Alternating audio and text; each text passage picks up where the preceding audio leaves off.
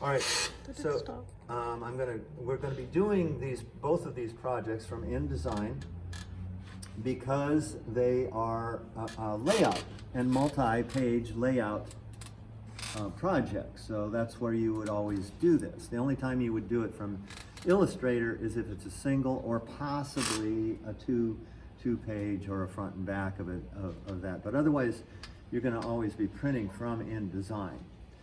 Okay, so I've already done this earlier to check it out, and no one had seen were in here, so I told them they can be my witnesses that it actually worked. So we'll see if I can repeat it. But I also printed one out as a version where it's an example of a typical mistake. So we have this, page 1, and then printed on the back of it, it looks like page 7 upside down, and then we've got 3 right side up, and then we've got 5 upside down, 4 upside down, you know, so obviously this is not correct. So what we're trying to do is get it correct. And so the correct terminology for that is with an M, position. You'd think it would be in position, but it's M position. We're imposing things in the correct location and the correct orientation so that they will print out the way that we want them to in a multi-page document, okay? The other term I want to throw out for you is that when we look at things on the screen, in terms of layout, we are looking at designer spreads. We're the designer. We're designing them to look this way, side by side. It's a designer spread. But when we make books, booklets, multi-page kind of things, those spreads, because of how they're held together or bound, need to be converted from designer spreads to printer spreads. And if we were going to commercial printing, those printer spreads that's what is used to make the plates that go on the press. They would either go to the image setter or the plate maker. Okay, in our case, we aren't going to an image setter or plate maker, we're going to a printer, this printer, and then we'll go to the Epson. So we are not doing the steps of plate making, we are not doing a rip, which most of you should have come to that word at this point. But instead we're doing a regular sending the information to the printer. And we're sending it, again, with a language called PostScript. So it's a PostScript language. We're using a PostScript driver to send the language from the computer there. Okay, so you guys are all going to know my password here. It's going to be on the video. So I'm going to open this file up here. I think I am. Oh, no, I don't want to do it that way. I need to back this up. You need to know how to set that up. So let's do that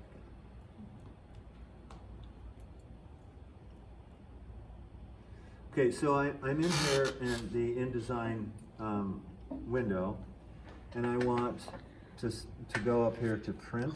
So I'm setting up that kind of layout.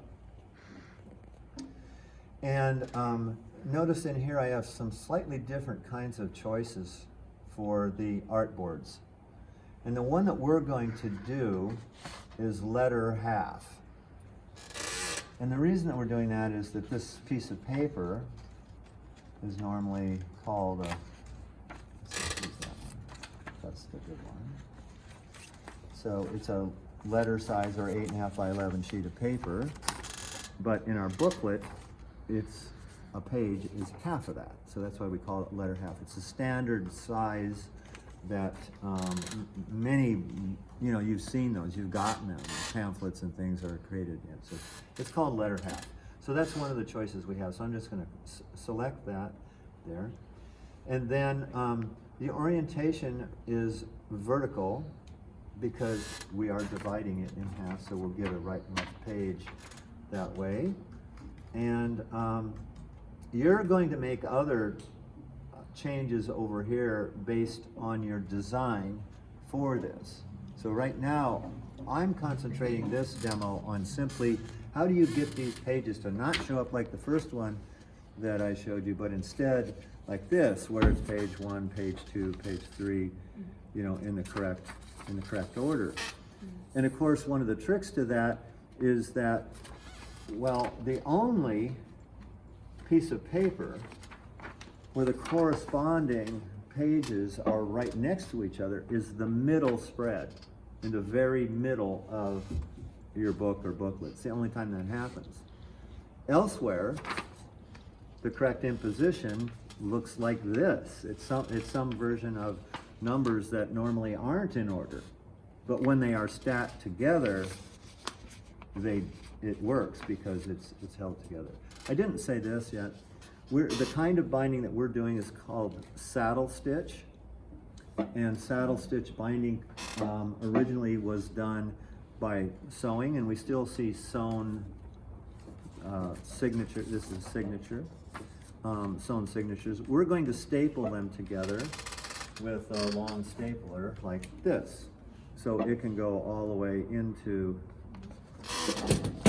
the inside and staple it, except that we want to do it this way so that the outside of the staple is on the outside of the booklet, and the inner part is in here.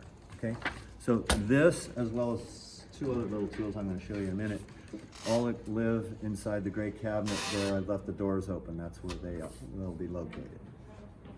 Okay? Yeah. All right. So back to this. These other settings you'll be making according to your design. Right now, I'm not concentrating on design. I'm concentrating on how to make this imposition work in the printing. So I'm just going to say create. Oh, sorry, I'm not yet. I do want to say a number of pages, but we'll do it in here. So I made a mistake. I just have one page. So I want to add some pages. So I'm going to go under layout, pages, and I have choices of adding a page or inserting pages. So the difference is when I add page this way, it adds it onto the end of however many I already have. And insert pages gives me, is the idea that, well, I already have a layout going, and I might want to now insert a page between whatever I've already created. So since this is a brand new document, it honestly doesn't make a difference one way or the other. But, so I'm just going to say, oh, the other thing is add page just adds one. You have to add 2. Okay, so I added 1, now I have page 1 and page 2. So let's do that again and do pages and say insert pages. And now I can say how many I want. And in this case, what I want is a total of 8 pages, enough for us to do the signatures without wasting a lot of paper. So I've got 2 there already, so I'm going to say 6 and say OK. So now we can see that in the InDesign page window, here's page 1, which is always going to be a single page on the right, and the last page will always be a single page on the left. You will always have, with saddle stitch, you will always have a multiple of 4 pages. You can't have an uneven number. And the reason for that, of course, is that each piece of paper in letter half, saddle stitch, makes 1, 2, 3, 4 pages. Okay, so I can't have less than that. I might not use one, it might be a blank one, but it's, in fact, sometimes you might see books that you have where, well, the book ended, you know, here, but it's got maybe even another whole sheet of blank paper in there. It's got perhaps 5 more blank pages, and it seems like, well, that was a waste. Well, it is necessary to make the book come together because of the binding. That's the reason for it. So 4-page signature is the smallest that we can have. And so it looks like this for us in the page window. We see spreads on the page 2, 3, 4, 5, 6, 7, but we see single pages on 1 and 8. And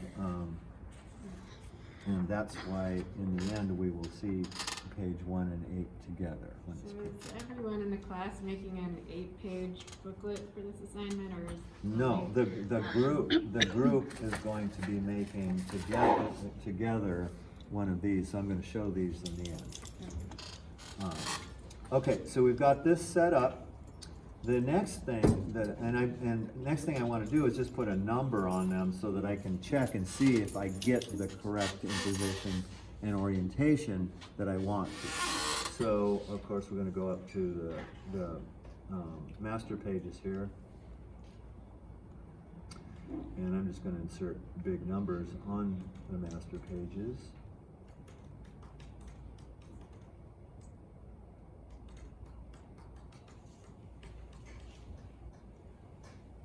Insert special character, symbols, or sorry, markers, and current page number.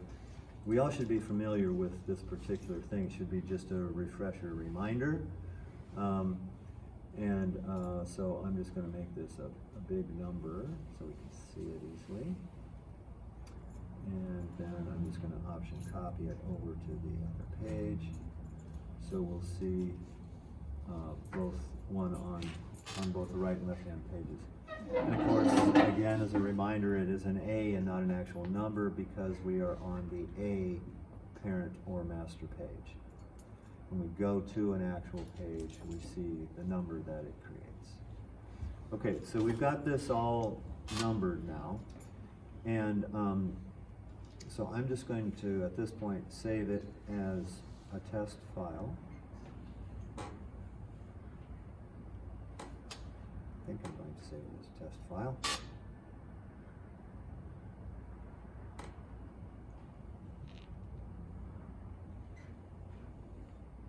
This is the point where I usually ask for dad jokes. We haven't done one yet. Oh, too late. Okay, so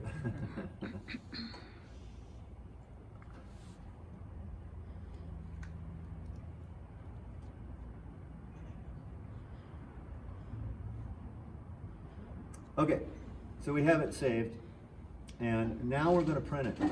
So this is the first thing maybe that is way different for our normal process where we would simply say print. We're going to use a different command. Instead of just print, right below it, there's the option of print booklet. You guys are good on that? Mm-hmm. Okay, so I'm doing print booklet. Is that on the file menu? That's under file. So it's right below the normal print button. Like the way we did our type specimen books. Correct. Yep. So we're doing that, and in here, we need to make just a few selections under print booklet in the main window, and then we're going to go to print settings like we are used to doing. So the first thing that we want to do is make sure that the booklet type, or if it said booklet type is okay. You know that I have issue with a lot of different ways things are labeled in Adobe products, but booklet type is okay, but I think better would be binding, just simply binding, because that's what we're doing here. We're choosing how is the booklet going to be bound or held together in the end. And the choice that we make here will affect the imposition of those pages. So, for example, this is a perfect bound book because it's glued along the spine, not stapled like with the big stapler in the middle like this one is. Both of them are examples that were done in the past on this assignment, okay? We, though, are going to stick with this version, just simply just to make it simpler on this version, okay? But the reason I'm bringing it out now is putting this book together and binding, we want single sheets. Putting this book together, we want a signature of paper that's folded in the middle. Okay, so we're picking 2 up saddle stitch. So, okay, we know what saddle stitching is now, but what's the 2 up thing? That means I'm getting 2 pages per sheet, 2 up. Okay, so then typically we're going to leave the space between pages and bleed between pages blank. Creep is one of my favorite terms in bookbinding. I don't know why. Maybe it's Halloween. But creep is all about, we can see it mostly on this one. This is a thick book, right, that's all stapled together in the middle. So I think we can tell that as more and more pages wrap around it, it takes up more paper to go around the fold. So it's creeping, its margin here is creeping in, while the opposite is happening in the middle of the book because it's not going all the way around. And so those images and margins are creeping out. Does that make sense? How that goes? It's a weird little phenomenon. And we see it most often when people choose to do the saddle stitch binding for economic reasons, but actually it creates a poor designed book. So how do you determine how many pages are still going to be good for this kind of binding? And it depends on how the weight of the pages. So in this book, they have thick cover weight paper. They don't have too many pages necessarily, but they have too many pages for using this paper. They could have printed this book using this kind of saddle stitching, same number of pages, but using a lighter weight paper, and we wouldn't see this problem. Okay? All right, I'm going to leave it at that one for right now. So that's what the term creep is talking about over here, and what it will do is the computer in InDesign will calculate how much to adjust for creep as for spreads that will be on the outside, the 1 and 8, you know, and 2 and 7, because they're going around more pages in the middle, that kind of thing. You don't have to worry about that on this because we're printing with lighter weight paper, and you aren't printing more pages than, or enough pages that would create that kind of problem. Okay, so now I'm going to go to print settings.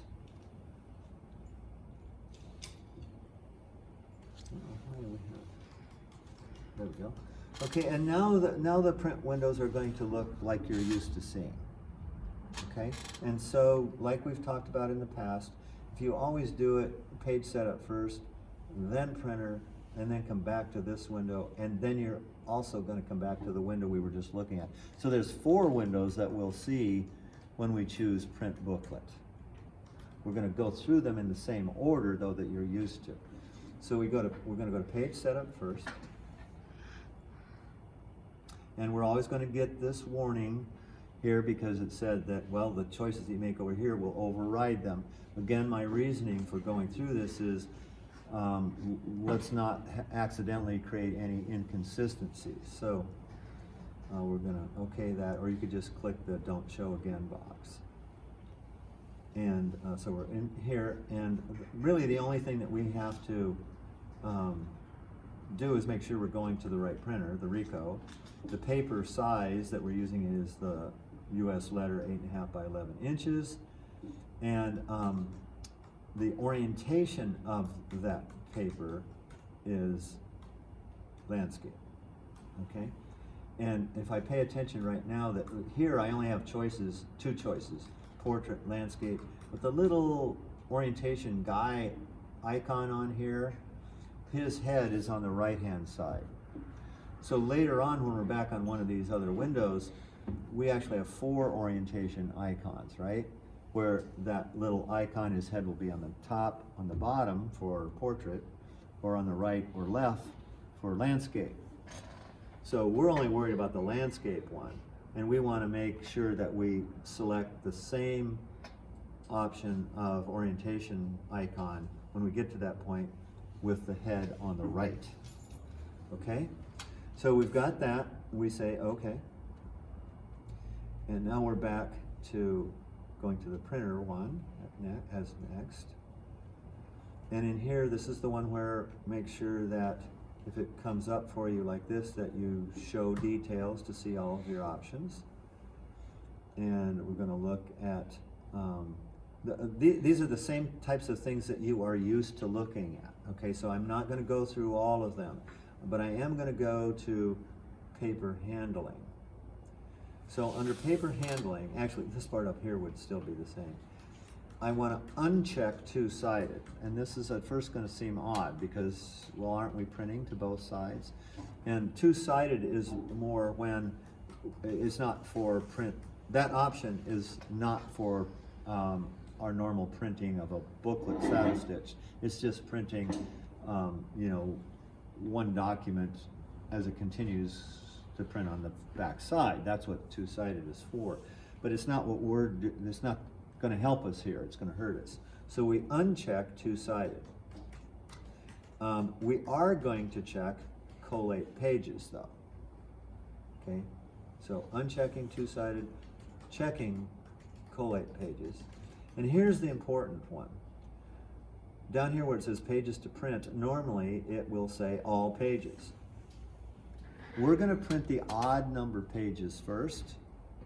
Then we're going to, after that is finished, we're going to put those papers back in the printer and print the even number pages on top.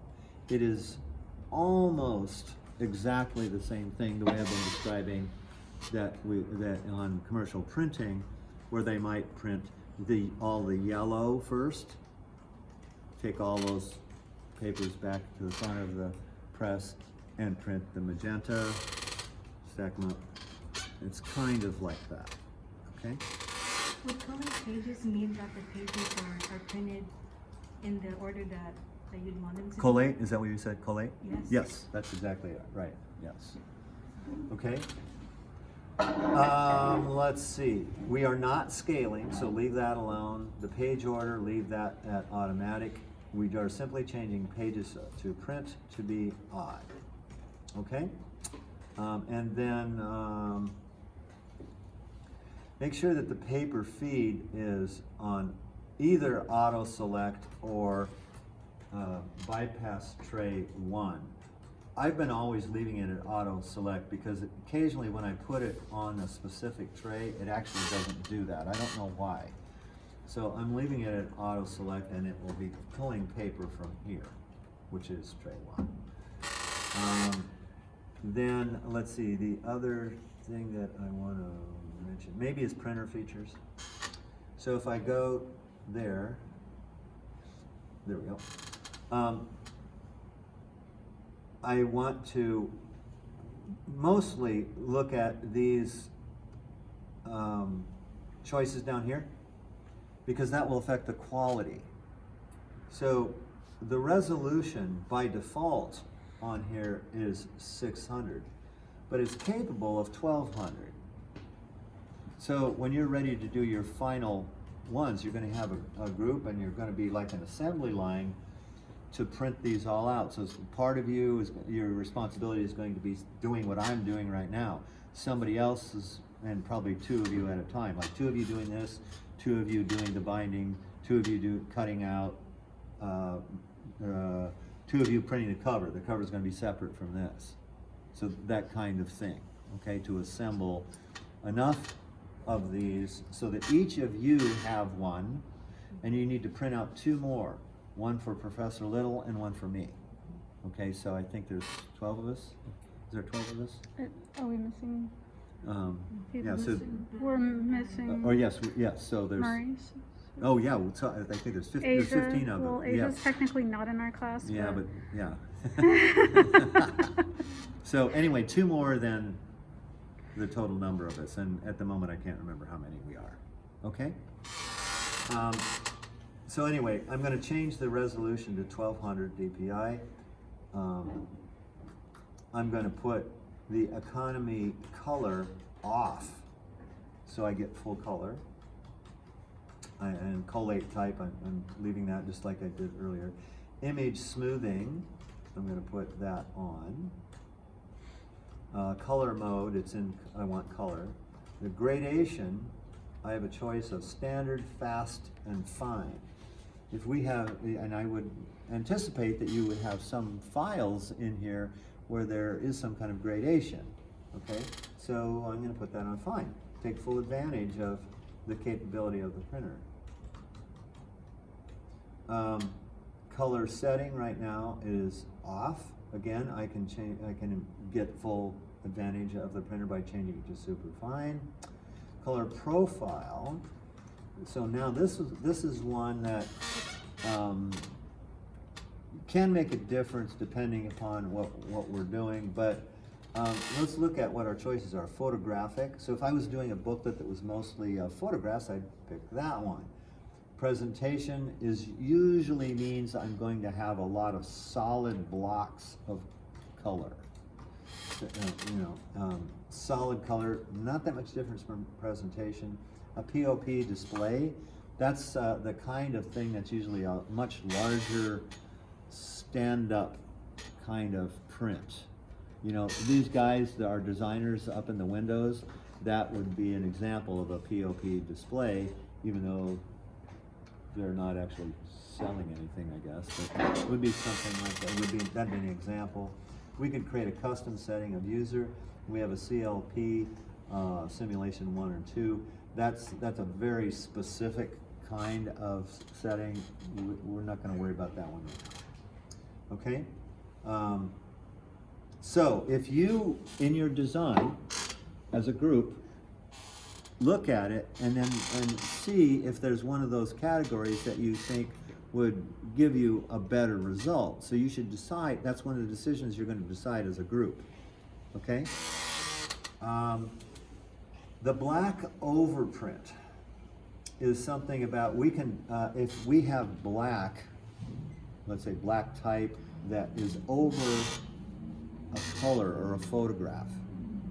The difference is, do I print the entire, is the printer going to print the entire photograph and then print any black over the top of the color that is there? Or is it gonna knock out? In other words, I have a letter T over an image. Am I gonna have a solid image and then a black image over the top? Or am I the image gonna print with essentially a T-shaped hole that the black fits exactly into it? So that's a knockout versus overprint. What's the difference? All ink is transparent, okay? And so it is affected by what's underneath. Black is the color that is least affected by something underneath, but it is still affected. Sometimes we want an overprint of black because it creates what we might call a rich black. It's not just, we might create a rich black by, let's say it's, I don't know, 95% black, but it's got 5% of a red in it. So now it's a warm, rich black. But we can also simulate a version of rich black by having overprint black. You would make this choice probably based on what your design is. You might, if you have no black overprinting another image or a color, it doesn't matter what that setting is, right? It's not knocking out, nor is it, and it's not going to be printing over anything. If your design is something where, let's say, like in the magazine assignment, where you might have a picture of yourself and your name also written over the picture, and let's say you want it in black. So now you might want to decide, do I want it knocked out, where it's purely the color that I've chosen, or do I want it to be affected by the image that's underneath? Sometimes we just have to print it and see, but that's basically what that setting is about.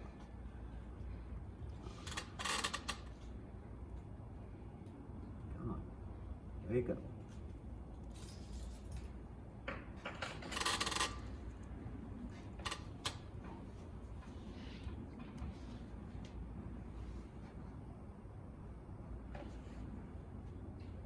getting a lot of hesitation here. All right. These other settings down here, staple and punch, those are related to, the printer actually has the capability of doing those things as a part of its process. But we haven't loaded up those things, and we don't necessarily want to do them now anyway, but you should know why they're there. All right, so does anybody want me to go over any of these other ones, these other settings? Okay, so again, the main ones are the printer, or paper handling and printer features. Those are the two main ones here. That of course show up with controls down below, the lower half. The upper half, we're making sure we're going to the Ricoh printer. We've unchecked the two-sided option. Okay? For the book, for right now, I know for printing you're doing the half page, but for our book that we will be printing, it will also be a half page. The ones that you guys are doing will be like this, that are letter half. Okay. Yes. Okay. Yeah. All right. So now I'm going to just say print, which should say okay, but it says print. So I say hit that button. Back here, I've done the page setup already. I've done the printer already. Now I'm in this window, which is normally our last print window. So it should look familiar to you. And in here, again, I'm going to start at the top, and now it should say custom, because you've made some choices on those other windows which are about the driver. We're going to the printer, the Ricoh, and in here the PPD is a PostScript printer driver. We're doing one copy. We're not reversing it. We're doing all this is all the same. So you're really kind of just checking that, and the most important of those things are up here at the top. If I go to setup now, the top part stays the same. My paper size is a US letter. And remember, here's that orientation where I said earlier there would be 4 of them. There they are. Okay, I want the one with the guy's head on the right, because that's the same as the one we made earlier. Down here is one that's often overlooked. I don't know why the default page position is not centered, but it isn't. So you always have to change this. Instead of page position being the upper left, we want, and then we have center horizontally, center vertically. The bottom one is the one, in my mind, that should be the default. So what this means is, if this were my piece of paper, if I leave it in the upper left, any image that I want on this page is going to be moved up here in the upper left. Okay, I want it to start from the center out. So make sure you pick the bottom one that says centered.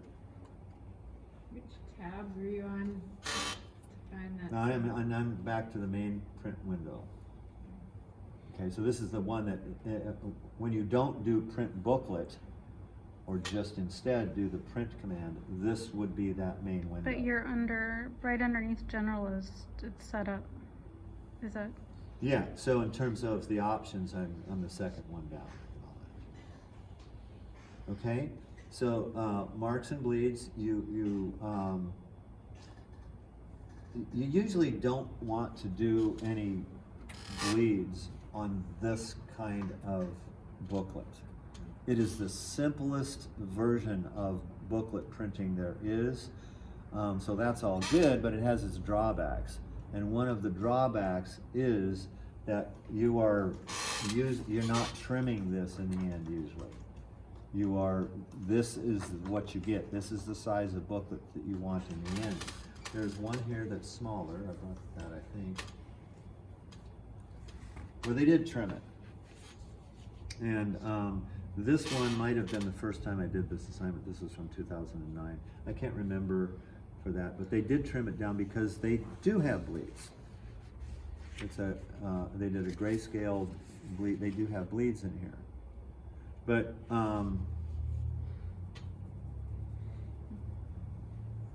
it is also a way to get rid of paper creep. So, I'm gonna let you guys decide on that, okay? Depending upon your design. I think that bleeds do add a lot of dynamic things to layouts that having borders do not, okay? But I do want to tell you that the kind of printing and that uses letter half, by far the majority of them are not trimmed after, because they've picked that, your client has picked it, and you're trying to design to that because they're trying to save money. So if you can design with that restriction placed on you, that's a good thing. If you then use this format but are planning to trim it, that's another step. So your client's gonna have to pay for that. So if he's okay with that in the beginning, they just need to know. But usually when they're picking this, it's because they're trying to do it economically. If we were trimming that, we would have a smaller size than what we originally Correct. intended.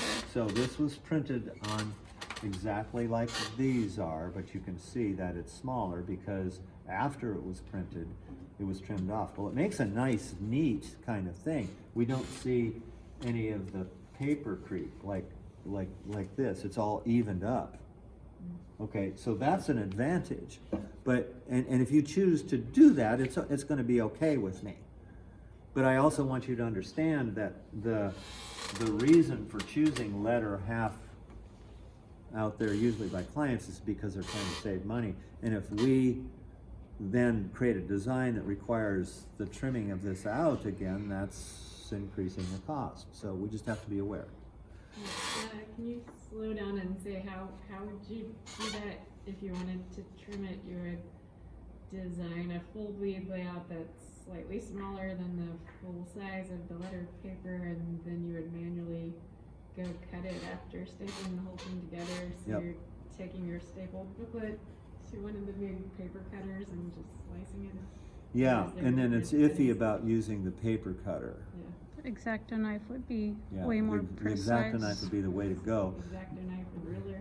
Mhm. Take Yep, forever. yep, okay. But the thing is,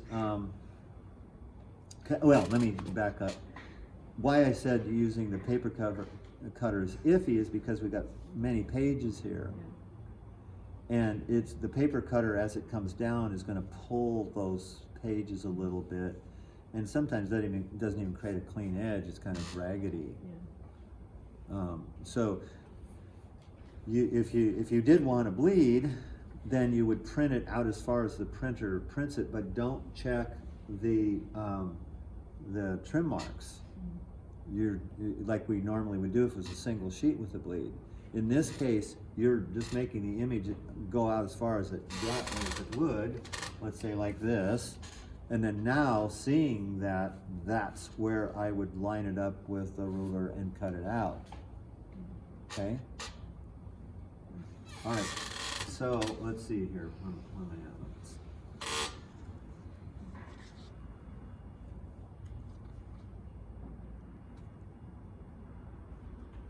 So again, we're back at our normal main print window here. We aren't doing any marks and bleeds.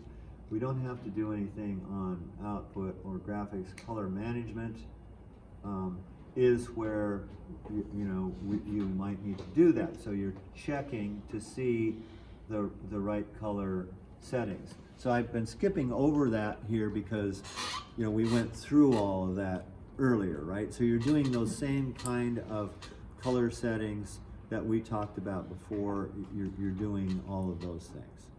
Okay, so now the button here now does say okay. So I say okay, but we're not done.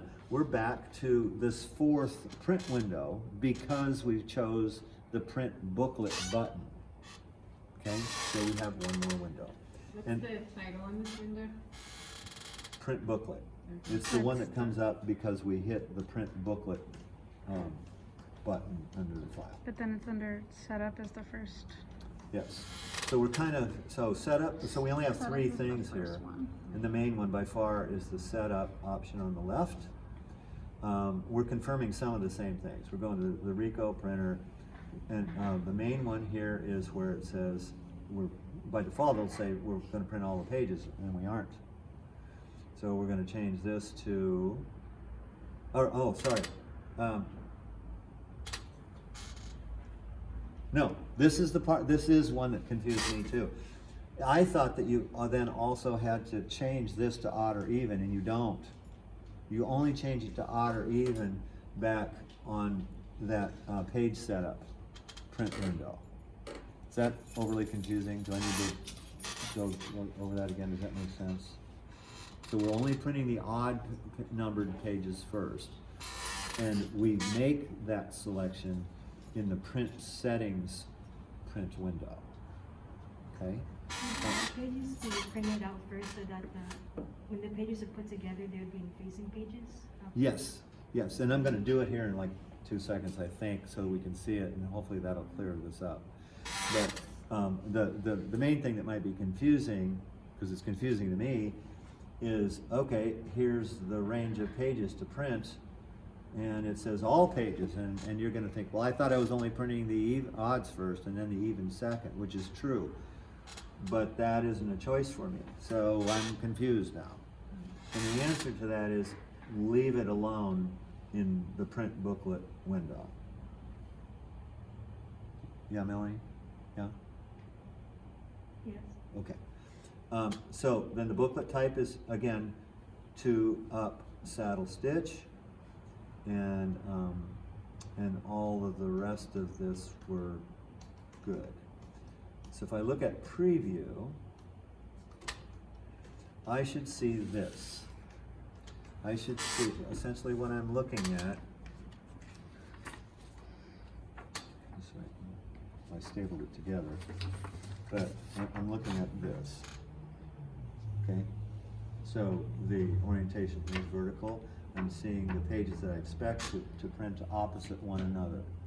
In other words, this is an 8-page booklet, page 1 to page 8. So I should see one opposite page. It's on the other side. So if I could get a clarification, when you use this print booklet setting, is the printing procedure resequencing your pages so they're coming out in the right order to make a signature-based booklet, so you don't have to do that with your original InDesign document? You're not putting the pages out of order.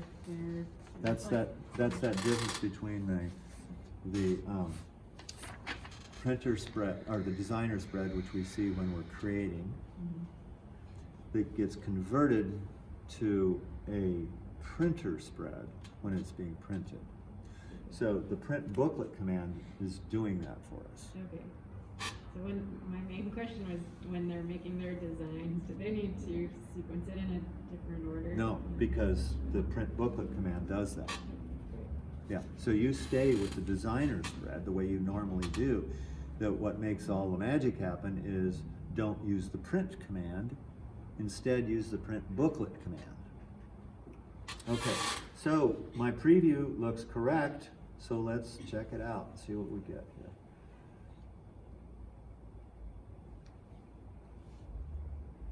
Okay, so it's sending it.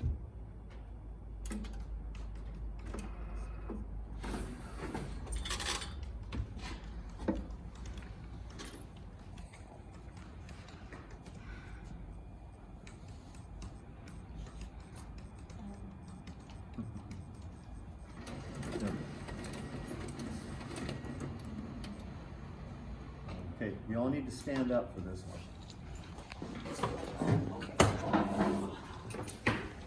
Okay, I'm going to open the door where the paper came from. Here's the way the paper came out. It's sitting here just like this. I'm going to take the first piece of paper only and put it in. Then I'm taking the next paper that's on the top. I only have 2. You will have more. Take the next single piece of paper and put it on top. So I'm manually recollating it. So that paper that was on top was the last page, wasn't it? So for it to be the last page again, it has to be the first in the stack. Okay, so I've done that. And I didn't rotate it, I didn't flip it over, I just one at a time went from there to there. So now, we're going to go back here and do print booklet a second time. This time, I'm simply going to go to the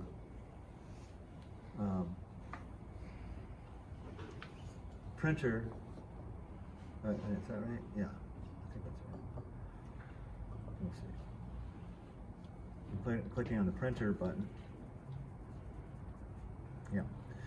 So in here, I'm going to go to paper handling and change this from pages to print that previously was odd.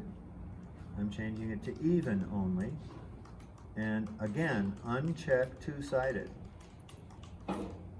Okay, so all I've done is change what was previously the odd pages to the even ones. Uncheck two-sided, leave collated on. That's all I need to do. Say print. Then I'm back out here, and I want to confirm. Yeah, so in here, I have the icon on the right. His head is on the right, I should say. So I'm going to leave it on the right, and it's centered. Now, in talking through this, I start second guessing myself. I believe that that's correct. Is that correct? All right, we're gambling here. We're gonna I find think out. I'm wrong. I think this is where you would switch it. Wouldn't So- you switch it if the other one was the other one facing? Yeah, I the had to left? think through it. I believe that, oh, jeez, I'm sorry. It is in the directions correctly written out for you. And so I am changing the icon from the head on the right to the head on the left. We'll see if this is correct, okay? So I'm putting it on the left. I am confirming everything else. And again, I changed the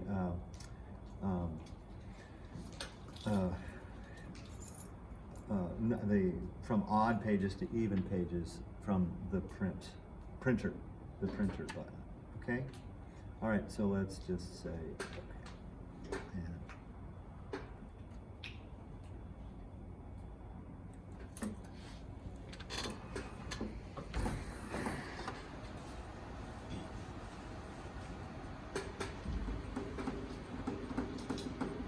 And still time for a dad joke. What's the difference between policeman on a bicycle and a religious man on a unicycle? What's the difference between On a bicycle, a policeman on a bicycle and a religious man on a unicycle. A policeman, A poorly dressed. a Poorly poorly dressed. I don't know. Attire. That's a good one. Did we do it right? We've been doing this. Okay, so here we have them. So first thing I want to see is if the numbers are all right side up, and they are, yay. So now the idea is I'm going to fold this over. With a bone folder? I would do it with a bone folder. Yep, thank you. Okay, we're doing the quick version here. Okay, so now I've got I'm just- page one, just giving open to everybody- page 2. Now I need page 3. So here it is. So I'm going to fold it this direction to get to page 3. And then we should have page 4, 5. In the middle spread is the only place where we have the numbers opposite each other in order. then 6, 7, and 8. All right, so the part that I was stumbling with there was whether or not you changed the icon, and you do. So the first time through, that icon's head was on the right with odd pages only printing. The second time through, it's even pages only printing, and you change the icon head to the left. Okay? And so so it takes longer to go through all the settings the first time, right? But it'll retain most of those settings for the second time. You don't have to, you can do like I did, you don't have to go through all of that again. But you do have to confirm the ones that I just did. Okay? All right, so then I've got if we were doing the whole paper booklet, we would be printing out these, and you'd have 17 of these things. And so somebody would need to, with their bone folder, fold them in half correctly. Somebody else would be assembling them. Somebody else then would be going and upside down, doing, get in there, do the staple. Now, one thing I didn't do last time is there's a guide here, which will make it quicker. So the first time you do it, just put it so that, well, I can see where the staple is going to go, correct? So now I'm going to move this up. I've just squeezed it together, move that guide up. So that's going to keep the same distance, you know, for each one. Okay? Now, I said I had two other little tools I was going to show you. You might use it on this booklet, I suppose, but it usually works better for other things, and that's a rounded corner tool. And I have two different ones that actually make 3 different size round corners. So if I wanted to do this, I pulled out those little wings, right? That's making a right angle in here. So I'm going to push this corner in so that it fits in that right angle. So if it's in there, then I can punch it.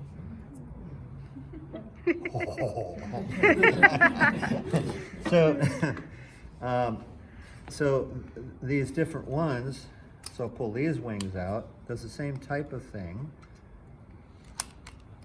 at a smaller radius. Okay, and then the other side does yet another radius. So that's what these two guys are. They also live with the stapler in the gray cap. Okay, any questions on the printing part? No, I guess please be sure to show me where all these tools go. Before I you know clean where they are. everything. Yeah. Okay, so then my last thing here is, I want to, I've kind of scattered them around now. These are 4 different examples of this project. The content in them is pretty good in all 4, but you can see that there's a difference in design, and there's also some design errors that affected, actually the production errors that affected design. The big one of that is this. Again, because of the choice of paper, it's too heavy. That makes a lot of paper creep and makes this bulky. You know, it's not good that way. The content is fine. In fact, there's some nice little things in here in that respect. But because of the way the production decisions are affecting that design negatively. Okay, so here's one. The other one that I mentioned is this one, where their design was for a bleed, and they've accommodated that pretty well, but it does end up with a much smaller kind of booklet.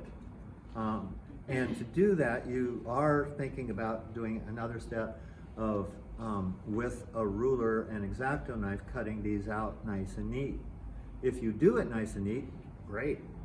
And my other point on that was in the commercial production of these things, that would be an added cost. And you will see why, because if you choose to do that, it takes some time to do all of those things.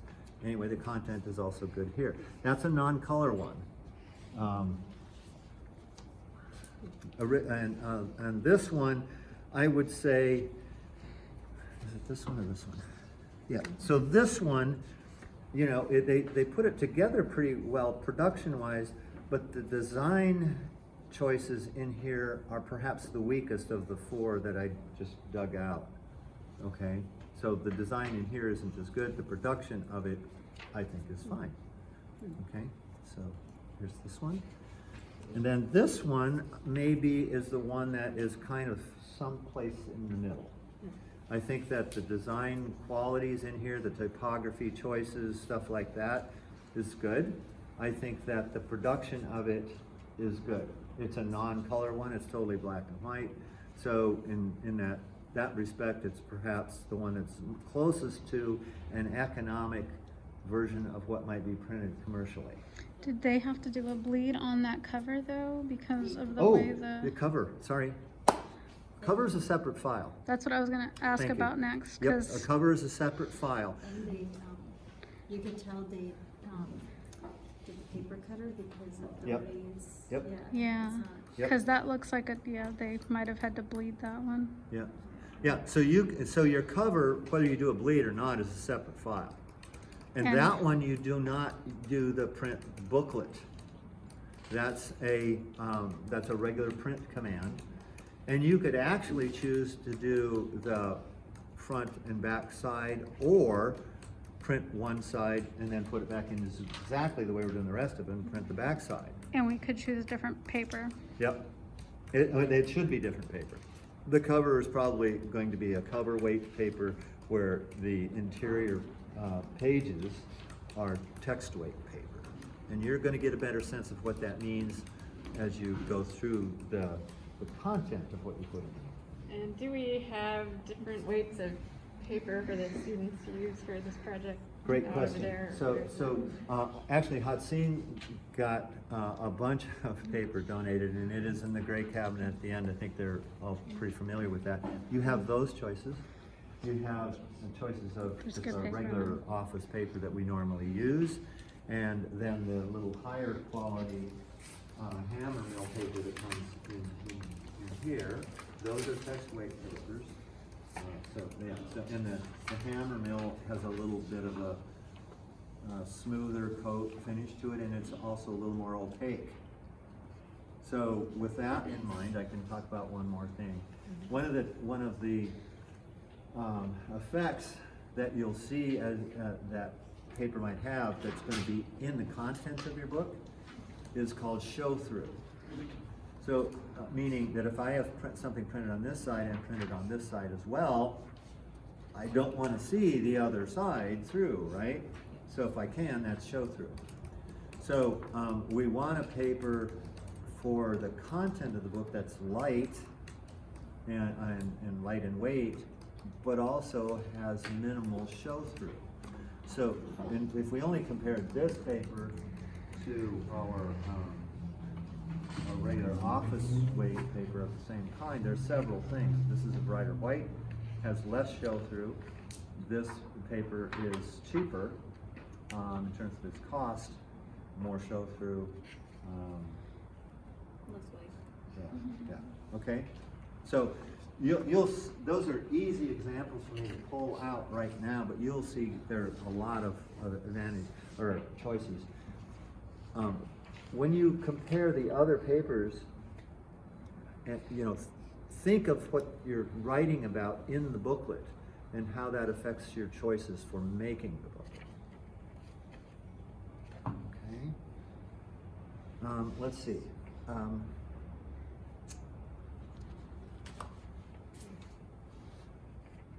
I have little presents for you. So you can choose which ones you want. Maybe I should do it this way. Oh, well, no. I'm just gonna. There's only one of these, but there are a handful of these others, and you can collect them and trade them with your friends. But these are for you to keep, okay? And I think I have at least one of them for each of you, okay? So they are right here, first come, first served on I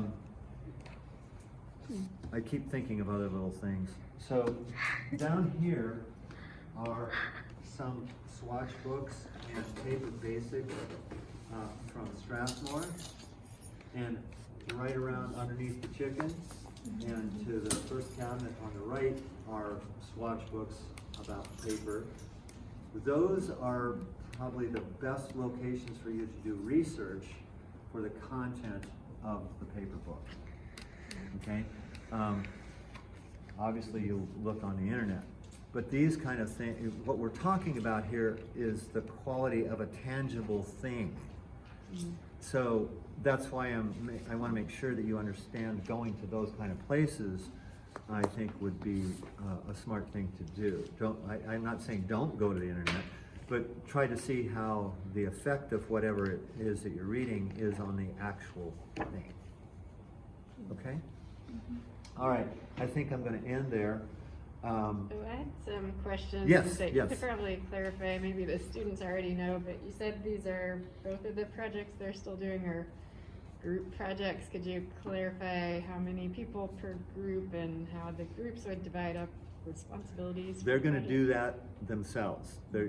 What I'm going to do is define what the roles are, and it's their responsibility to figure out who does what. It's kind of like electing officers for a club. Who do you want to do this? Who do you want to do that? So neither you or I are going to say, pick out a person, say you're going to do this or you're going to do that. They're going to do that. They're going to decide how they divide themselves up. What they do need to know is what are we trying to do, and they need a deadline to meet, and what's the quantity? How many are they making? So we know the quantity is 2 more than the number of people in class. We know that what we're making is this booklet in this size about paper. You don't have a deadline yet, but so I have to look on the calendar, but essentially it's halfway between when we come back from spring break and the end of school. Okay? It's a little less than that because the final project, I'd like to give you at least a little bit more time on that one than the previous. So I guess back to the question, sort of how many tasks and like people usually do you have in each group? Or what are the It varies. groups? It really does. The very first time I did it, I just said less than what I've told you guys and went and sat in my office. And then waited to see what would happen. We have varying degrees, I think, of like classes in here too. Like we have like different levels of classes in here Yes, too, so we that do. might That's also, okay. In fact, it might be a strength. But on the other hand, it might determine who has more experience doing one thing than another. So you guys are going to figure that one out. Part of it's by design that you figure it out. Okay? And then, when you finish it, part of your critique should be not only about the thing that you make, but the process that you did to get there. Was it smooth in how you decided? Did it take a long time? Or geez, no, we were able to do that pretty easy. It was not an issue at all. You know, we talk about process all the time, but sometimes it's very, very hard to actually experience what that means or measure it. In this case, absolutely, you'll be able to tell how the process affects what you end up with.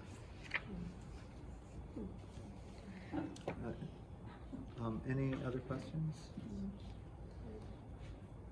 I guess my main question would be where you're putting things, and if these books are living in a place I can get them back out and look at myself and share with students too. Oh yeah, well that kind of thing I'll go over with you. Yeah, we don't need everyone here for that. Yeah, I think I think everybody else is pretty familiar with where things are.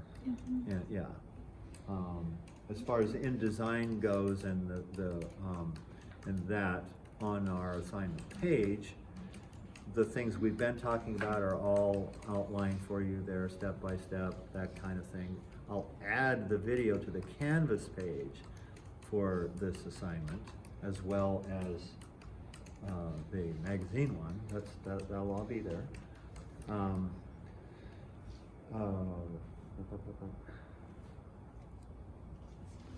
Yeah, it's a complex problem, but you guys are absolutely capable of doing a good job with this one.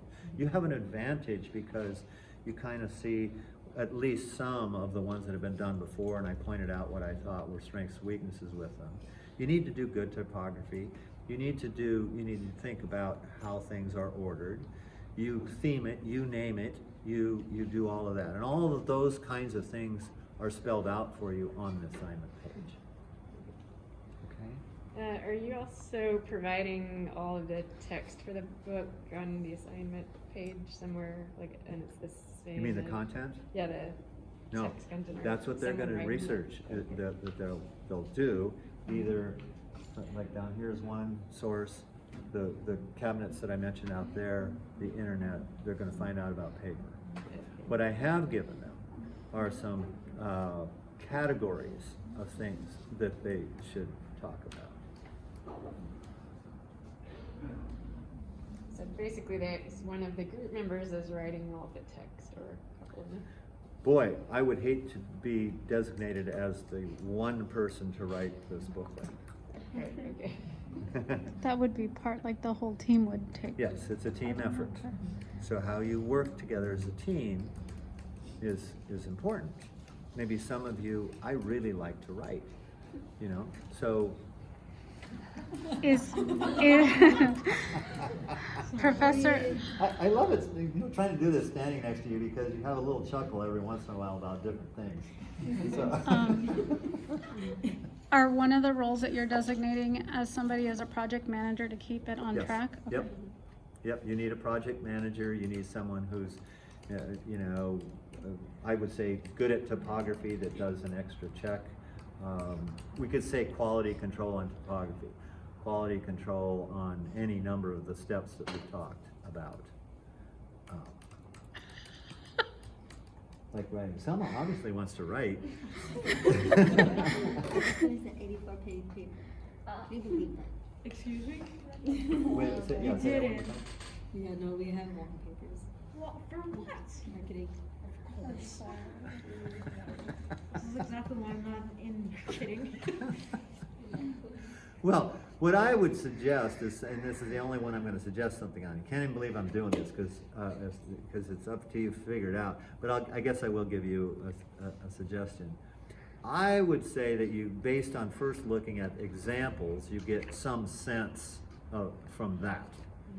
By looking at the research of things about paper, you get some sense of what's important and that you would like to include. Then, I think you might assign each of you to take one thing or two, however it divides up. You know, each person takes 2 topics, or you send around the list, you sign up, I'm gonna do this topic, that topic.